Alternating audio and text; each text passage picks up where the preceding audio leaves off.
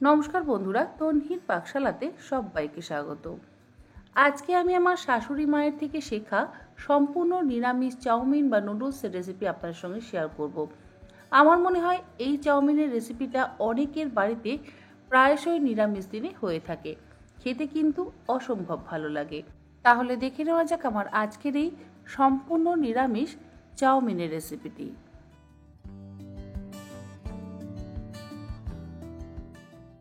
নিরামিষ চাউমিন বানাবার জন্য প্রথমেই চাউমিনটাকে আমরা সেদ্ধ করে নেব। তার জন্য কড়াইতে দিয়ে দিলাম বেশ কিছুটা পরিমাণে জল।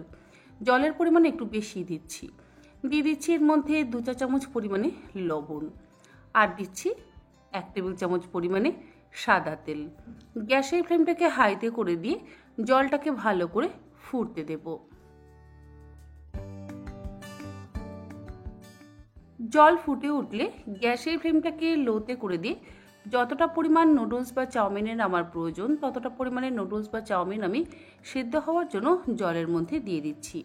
জলে দেওয়ার পর গ্যাসের ফ্লেমটাকে হাইতে করে দিয়ে নুডলস বা চাউমিনগুলোকে সেদ্ধ করে নেব। মিনিট 5 সময় ধরে নুডলস বা চাউমিন সেদ্ধ করতে হবে। এক একটা নুডলসের কোয়ালিটি এক এক রকম বলে সেদ্ধর টাইমিংটাও কিন্তু অবশ্যই পরিবর্তন হয়ে যাবে। এই ভেজ চাউমিনের মধ্যে আমি কিছু সোয়া চাংস বা সোয়া নাগেটসের ব্যবহার করব, আর এখানে আমি মিনি সোয়া চাংসের ব্যবহার করছি। তার জন্য আলাদা একটা স্ট্রেনারের মধ্যে সোয়া চাংসগুলো নিয়ে ওই জলের মধ্যে দিয়ে দিলাম। মোটামুটি এখানে হাফ কাপ পরিমাণে সোয়া চাংস ব্যবহার করেছি। গ্যাসের ফ্লেমটাকে হাইতে করে দিয়ে সোয়া চাংস আর চাউমিনটাকে একসাথে 5 মিনিট সময় ধরে সেদ্ধ করে নিচ্ছি। নুডলস আর মিনি সোয়া চাংস সেদ্ধ হয়ে যাওয়ার পর গ্যাসের ফ্লেমটাকে বন্ধ করে দিলাম। সোয়া চাংসগুলো যেহেতু স্ট্রেনারের মধ্যে রয়েছে তাই আর আলাদা করে জল ঝরাবার দরকার নেই। নুডলস বা চাউমিনটার জল ঝরিয়ে নেব। জল ঝরিয়ে নেওয়ার পর এবার কড়াইতে দিয়ে দিলাম 3 টেবিল চামচ পরিমাণে সাদা তেল। তেল গরম হয়ে গেলে 1 মুঠো চিনেবাদাম তেলের মধ্যে দিয়ে অল্প একটু লবণ দিয়ে গ্যাসের ফ্লেমটাকে লো টু মিডিয়ামে করে মিনিট 3 সময় ধরে ভেজে নেব।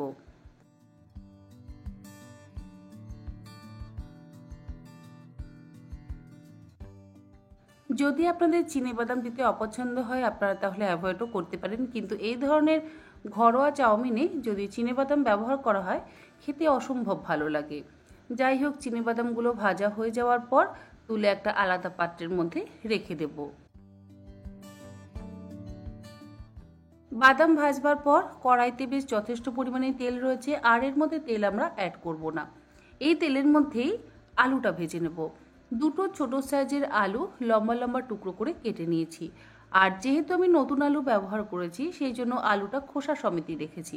আপনারা অবশ্যই খোসাটাকে ছাড়িয়ে নিয়েও আলুটা ব্যবহার করতে পারেন।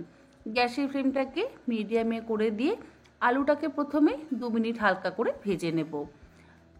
আলুটা একটু ভাজার পর এর মধ্যে দিয়ে দিলাম বেশ কিছুটা পরিমাণে লম্বা করে কেটে নেওয়া আদা কুচি, আর দিয়ে দিলাম 3টে কাঁচা লঙ্কা। যেহেতু নিরামিষ চাউমিন বানাচ্ছি সেই জন্য আদার ব্যবহারটা একটু বেশি করলেই কিন্তু স্বাদটা বেশি ভালো হবে। আদা, কাঁচা লঙ্কা আর আলুটা কিছুক্ষণ ভেজে নেওয়ার পর এর মধ্যে একটা ছোট সাইজের গাজর লম্বা করে কুচিয়ে নিয়ে দিয়ে দিলাম। আপনারা এর মধ্যে সবজি যদি ব্যবহার করতে চান তাহলে ব্যবহার করতে পারেন, আর সবজি ব্যবহার না করলে নাও করতে পারেন। শুধু আলু, কাঁচা লঙ্কা আর আদা কুচি দিয়েও কিন্তু খেতে অসম্ভব ভালো হয়। যাই হোক, কিছুক্ষণ গাজরটা দিয়ে ভেজে নেওয়ার পর সেদ্ধ করে রাখা মিনি সোয়া চাংগুলো দিয়েও গ্যাসের ফ্লেমটাকে মিডিয়াম টু হাইতে করে দিয়ে 2-3 মিনিট ভালো করে ভেজে নিচ্ছি। এই সমস্ত সবজি ভেজে নেওয়ার পর এর মধ্যে দিয়ে দিচ্ছি অল্প করে একটু ক্যাপসিকাম কুচি। বিনসের ব্যবহার আর করছি না, আপনারা চাইলে বিনসের ব্যবহারও কিন্তু অবশ্যই করতে পারেন। আর ক্যাপসিকাম খুব বেশি নরম করে ভাজবার একেবারেই প্রয়োজন নেই। আলু, গাজর মোটামুটি কিন্তু ভাজা হয়েই গেছে। আলু, গাজর ভালো করে ভাজা হয়ে যাওয়ার পরই ক্যাপসিকামটা দিয়ে দিলাম। এরপরে এর মধ্যে দিয়ে দিলাম স্বাদ অনুসারে লবণ। প্রথমেই লবণটা দিয়ে নিই, আর দিলাম হাফ চা চামচ পরিমাণে সামরিচের গুঁড়ো। সামরিচের গুঁড়োর বদলে গোলমরিচের গুঁড়োরও ব্যবহার করতে পারেন। আর বাচ্চারা খেলে লঙ্কা এবং গোলমরিচের গুঁড়োটা অবশ্যই আপনারা বুঝে ব্যবহার করবেন। এবারে সমস্ত কিছু দিয়ে আবারও একসাথে হাই ফ্লেমে 1-2 মিনিট ভেজে নেওয়ার পর এর মধ্যে সেদ্ধ করে নেওয়া চাউমিন বা নুডলসটা দিয়ে দিচ্ছি। এরপরে একসাথে ভালো করে মিশিয়ে বেশ একটু ভাজা ভাজা করে নেব। গ্যাসের ফ্লেমটাকে হাইতে রেখেছি।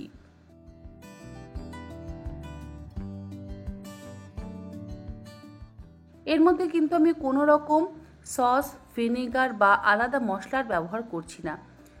শুধুমাত্র আদা, কাঁচা লঙ্কা, গোলমরিচ, লবণ দিয়েই দারুণ সুস্বাদু নিরামিষ চাউমিন বা নিরামিষ নুডলস কিন্তু তৈরি হয়ে যাবে।